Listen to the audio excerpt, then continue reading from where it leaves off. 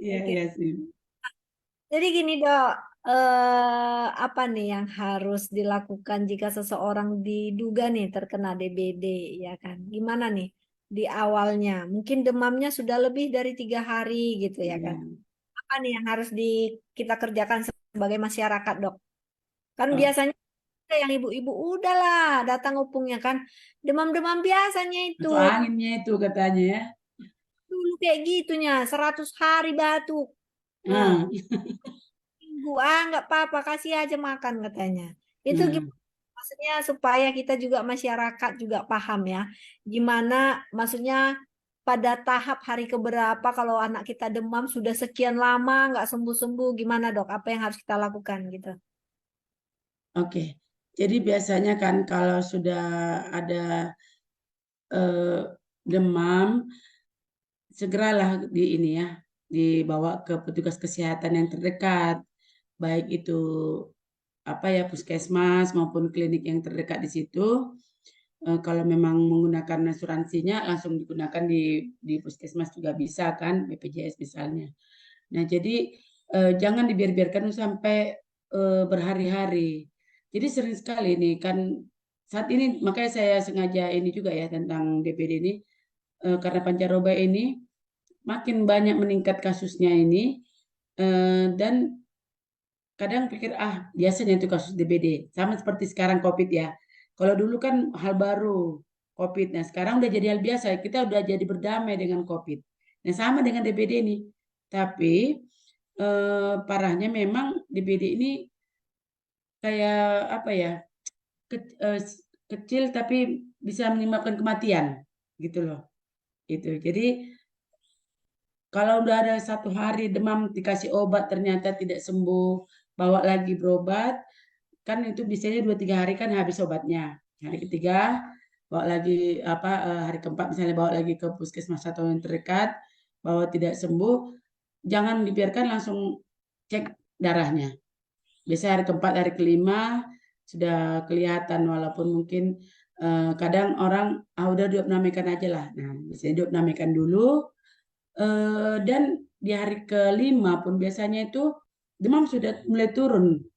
Tapi trombositnya semakin turun juga karena kita pikir udah sehatnya itu nggak demam lagi. Rupanya disitulah masa kritisnya. Seperti pedal kuda itu. Jadi awalnya demam tinggi, terus dia akan turun, nah tiba-tiba dia akan naik. Disitulah masa kritis. Nah, disitulah kadang orang ataupun yang sudah terlambat penanganan terjadilah pendarahan. Lalu itulah yang menyebabkan kematian.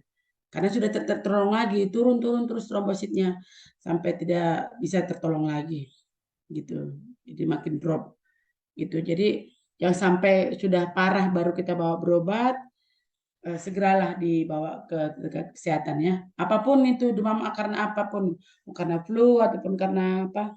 Jadi bisa aja gini kemungkinan kita tahu ada tetangga kita yang DBD. Kita pikir kita demam biasa. Nah, itu juga perlu disampaikan informasinya kepada tenaga kesehatan.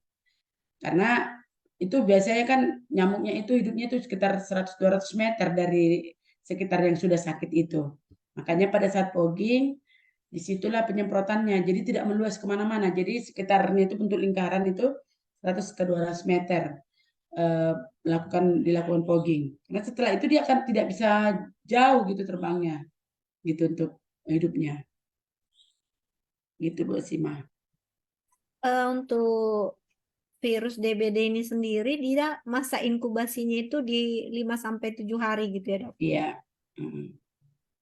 Jadi buat teman-teman di sini ya yang akan mungkin nanti mendengarkan rekaman video ini ya, bahwa jangan langsung ambil kesimpulan misalnya kalau anak kita apa ya, demamnya di hari ke-5 sudah tidak ada gitu ya kan, agak tenang gitu, sementara dari hasil darahnya trombositnya rendah itu masa-masa kritis namanya ya dok ya, dan itu memang butuh support apa cairan ya dok ya biasanya, Cairan.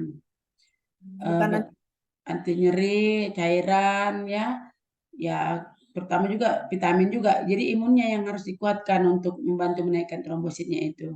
Banyak sekali loh pasien-pasien kita yang juga mengalami seperti itu, sudah mulai turun trombositnya, tapi karena saya bantu juga dengan terapi perlebahan ya dari madu itu menaikkan trombositnya.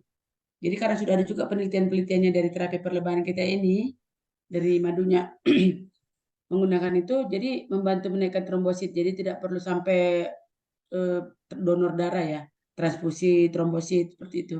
Nggak sampai seperti itu. Itulah hebatnya bisa menaikkannya. Jadi imunnya yang harus dikuatkan.